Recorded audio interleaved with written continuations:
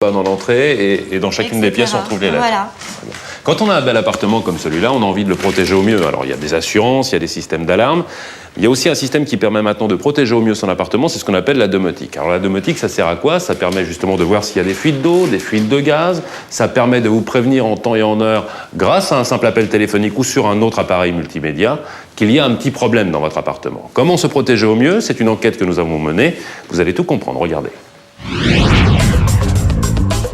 Cette mésaventure, nous l'avons tous connue au moins une fois.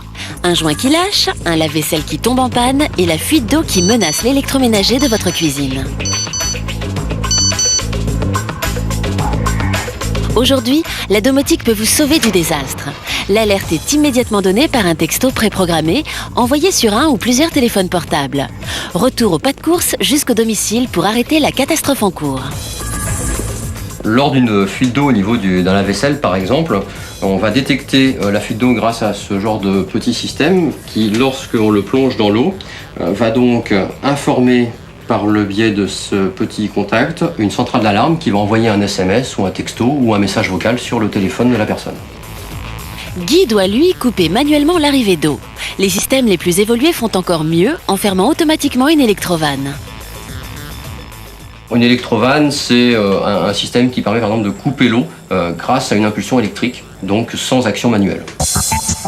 On savait la domotique à même d'améliorer notre confort.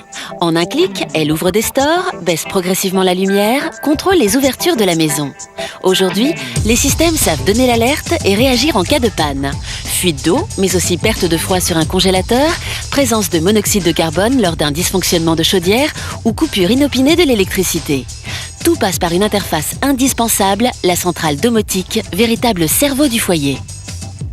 J'ai équipé la maison d'un système de détecteur de fuite d'eau, comme vous avez vu le cas qu'on a évoqué tout à l'heure au niveau du lave-vaisselle, un système au niveau coupure de courant pour préserver les aliments, donc le congélateur, le frigidaire, puis bon, accessoirement une cave à vin, avoir quelques bonnes bouteilles à température idéale, comme vous pouvez le voir.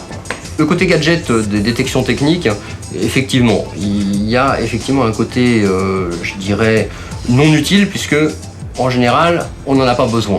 Mais il est vrai que pour le peu que ça arrive une fois, derrière on se dit zut, si j'avais eu ça, ça aurait été sympa. C'est pas du gadget, c'est quelque chose qui a son utilité, il faut simplement l'envisager un petit peu comme une assurance.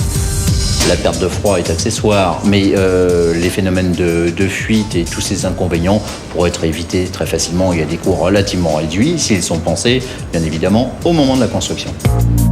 Ces détecteurs ne sont plus réservés aux mordus de la domotique. Premier prix pour le serveur central, 1 500 €. Chaque fonction vous coûtera ensuite entre 130 et 170 €. Des prix relativement abordables sur un marché à peine naissant en France.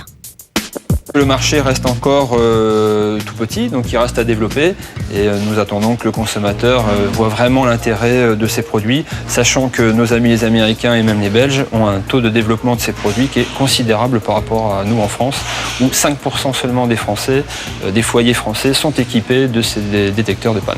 Le fabricant de ces produits-là les garantit pendant 5 ans, donc aujourd'hui pas de panne de détecteurs de panne. L'avenir, assurément, est à l'électroménager communicant. Une grande marque développe aujourd'hui des appareils qui restent en contact permanent avec l'usager, comme ce lave-vaisselle bientôt commercialisé.